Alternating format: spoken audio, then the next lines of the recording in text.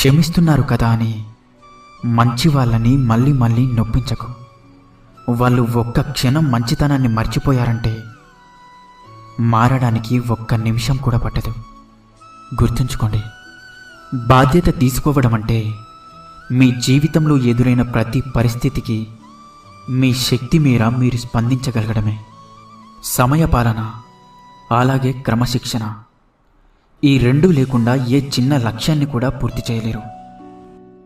బ్రతకడానికి ఏ పని లేని వ్యక్తి తప్పకుండా దిగులు చెందుతాడు.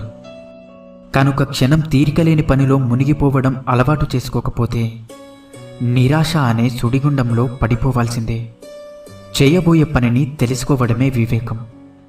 ఎలా చేయాలో తెలుసుకోవడం నైపుణ్యం. దానిని పూర్తి చేయడమే సద్గుణం. డబ్బు వస్తే నీ చుట్టూ చేరేవాళ్ళు చాలామంది ఉంటారు.